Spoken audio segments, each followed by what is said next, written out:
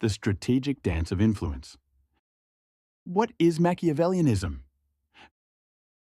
Machiavellianism is less a personality flaw and more an intricate art of strategy, manipulation, and calculated charm. It thrives in the shadows of subtext and indirect communication. Unlike brute force or overt domination, Machiavellian tactics operate through subtleties such as psychological manipulation, strategic charm, calculated deception, controlled ambiguity. The term Machiavellianism comes from the Italian political philosopher Niccolò Machiavelli. In modern usage, it often refers to cunning or shrewd behavior. But where simple cunning might suggest one-time trickery, Machiavellianism is a full strategy of perception management. Its true power lies in the ability to create uncertainty. By carefully choosing what to say, what to withhold, and how to present information, the Machiavellian alters a person's perception of reality. Once uncertainty is introduced, it becomes easier to seed a new idea and steer someone toward it. Confusion is not a flaw, it's a weapon. This ambiguity also creates freedom. When you never clearly commit, people can't hold you to expectations. You gain room to maneuver without consequence. Machiavellianism thrives by generating uncertainty. It uses secrecy and selective honesty to create confusion. Confused individuals are easier to influence or control. Subtle manipulation allows you to introduce a seed idea. This idea can be nurtured into a belief that serves your agenda. Ambiguity gives you room to maneuver without committing to others' expectations. By avoiding clear commitments, you're not bound to any specific course of action. Machiavellianism is the curriculum they never offered in school, the art of influence, presence, and psychological control. Most education programs avoid teaching how to navigate real-world power games. Instead, they promote sanitized versions of sociology and biology. This omission isn't accidental. Institutions don't benefit from a population skilled in manipulation. Such people would begin to challenge the very power structures designed to contain them.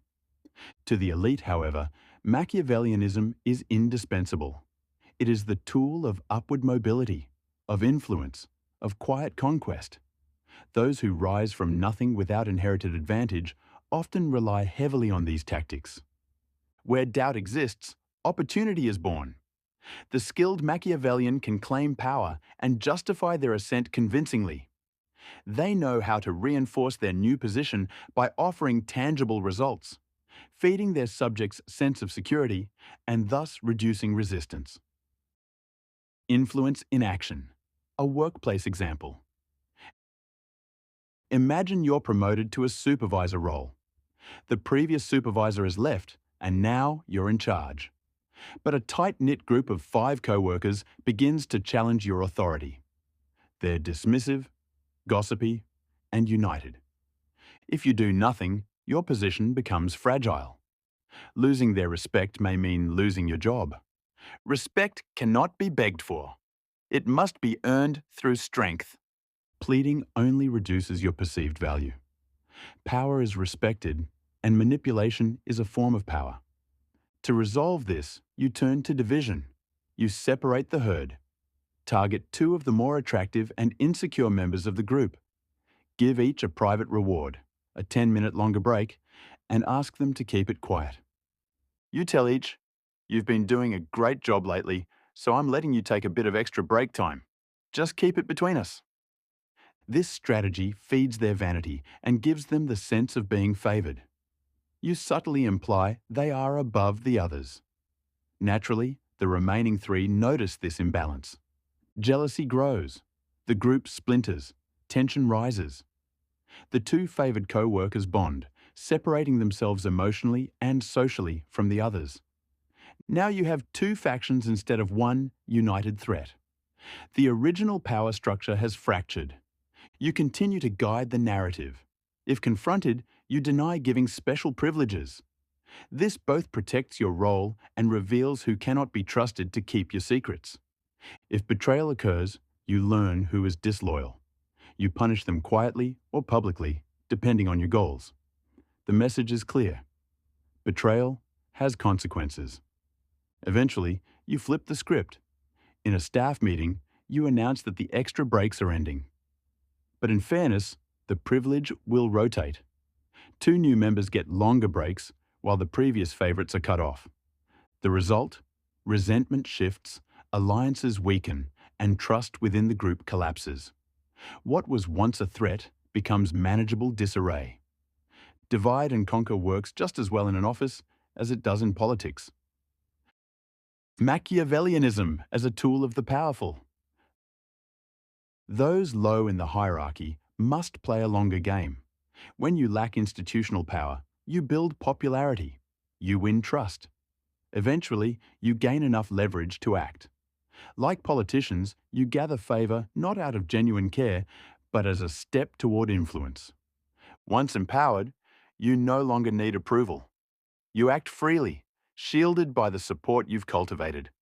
The same people who elevated you cannot stop you. Machiavellianism is not just behaviour. It is strategy in motion. It operates beneath the surface, guiding actions and reactions alike. The illusion of power. Every human holds some power. The degree to which it's recognised depends on value, wealth, beauty, skill, or charisma. A skilled Machiavellian amplifies their perceived value, making them appear more powerful than they are. They master reputation. They move through social environments with calculated ambiguity, allowing others to fill in the blanks with favourable assumptions. If someone assumes you're wealthy, mysterious, or important, and you neither confirm nor deny it, they may reinforce their own illusion. People trust their own conclusions more than they trust your claims. This strategy creates plausible deniability. You never claimed anything. They created the story themselves. Cognitive chess, guiding assumptions. People want to feel smart. Letting them connect dots, especially when those dots serve your purpose, empowers both of you. If they think you're high value and you don't correct them, they bond with their own conclusion. Their ego becomes invested in your image. In relationships, this is called framing. She assumes you're a high-status man. You respond with mystery, perhaps playful deflection. Her imagination does the rest. Even if she accuses you of being rich or dating others, you tease without giving anything away.